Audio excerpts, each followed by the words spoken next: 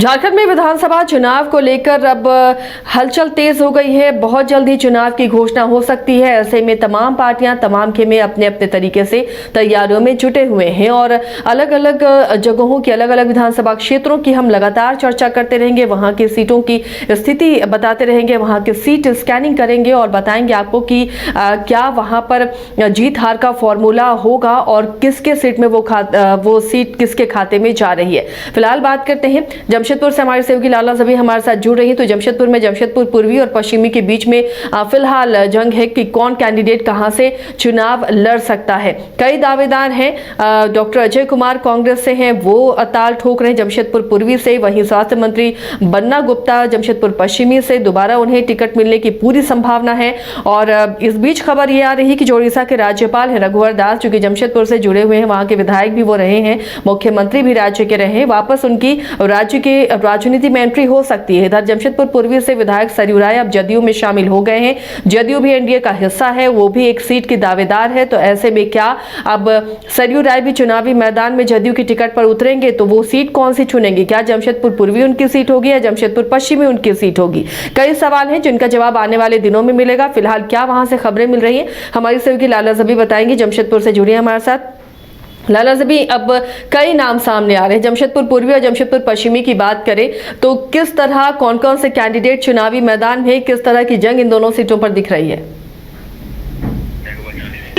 आज इस तरीके से देखा जा रहा है कि जमशेदपुर अब जो आगामी विधानसभा चुनाव है और कुछ दिन में जो कहा जाए कि आचार संहिता भी लग जाएगा, तो इससे पहले जो है अब जिस तरीके से देखा जा रहा है कि राजनीतिक में सरगर्मी बढ़ती चली जा रही है, जहाँ पे देखा जा रहा है कि यानी जो कहा जाए कि जमशेदपुर पश्चिमी और पूर्वी विधानसभा चुनाव जो है वो काफी अहम यहाँ पे इस बार भी रहेगा।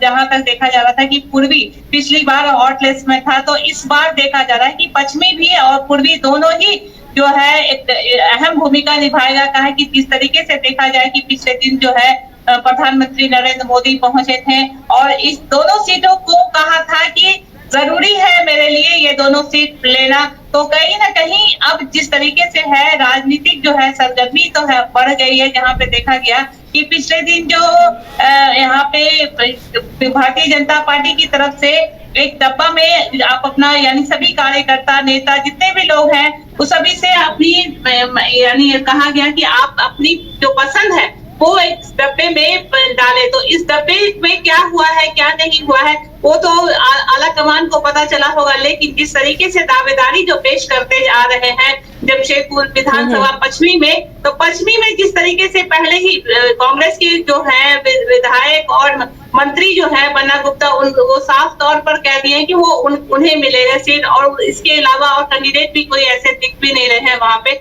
फिर वहीं पे दूसरी तरफ देखा जाए कि अभी तक इस पश्चिमी से कौन भारतीय जनता पार्टी में होंगे वो अभी कहना मुश्किल होगा। लाला ज़बी, एक चीज आपसे समझना चाहेंगे, आपको याद होगा कि सरयू राय ने मोर्चा खोला था रघुवर दास के खिलाफ और जमशेदपुर पूर्वी से वो चुनावी मैदान में कूदे और वहां से जीत हासिल की।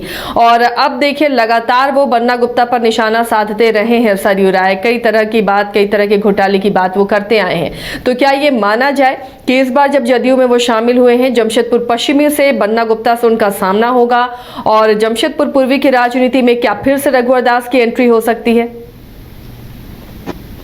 बिल्कुल आशिया, इस तरीके से देखा जा रहा है कि यहाँ पर हमेशा से बन्ना गुप्ता पर जो है सरयू राय जो है निशाना साधते आए हैं और इस बार भी जिस तरीके से देखा जा रहा है कि पिछले दिन जो वो जदयू में शामिल हुए हैं, तो कहीं ना कहीं अंदाजा लगाया जा रहा है कि वो पश्चिमी से ही चुनाव लड़ेंगे। लेकिन फिलहाल उनका ये कहना है कि वो पूर्वी से ही विधानसभा चुनाव लड़ेंगे क्योंकि वो वहां के विधायक हैं। लेकिन जिस तरीके से हम यहाँ पे एक कहा जा रहा है कि वो पश्चिमी से ही चुनाव लड़ेंगे और वो भी जदयू से, तो कहीं ना कहीं बीजेपी जो है उन्हें सीट दे सकती है, ये भी हो सकता है कि बीजेपी वहां पे चुनाव लड़ेगी नहीं और जदयू से उन्हें सीट मिलेगा।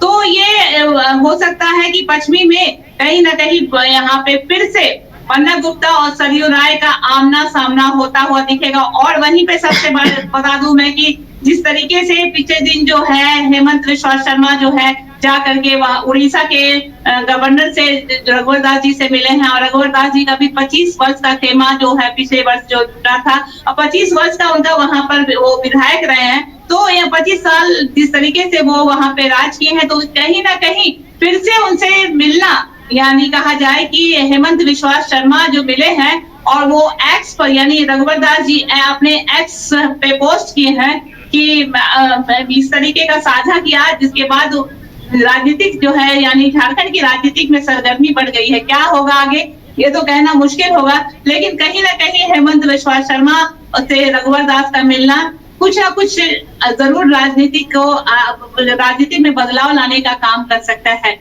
आशय चलिए, तो बड़ा बदलाव ये होगा अगर राज्यपाल रघुवर दास फिर से राज्य की राजनीति में आते हैं और जमशेदपुर पूर्वी से चुनाव लड़ते हैं, तो वाकई ये बड़ा राजनीतिक बदलाव होगा, एक राजनीतिक बात होगी, घटनाक्रम होगी और तैयारियां मुकम्मल चल रही हैं। इस बीच लालाजबी डॉक्टर अजय कुमार भी चुनावी मैदान में कूद रहे हैं, तो क्या वो जमशेदपुर पूर्वी से किस्मत आजमाएंगे? क्या उनके सामने अब रघुवर दास होंगे, ये माना जाए?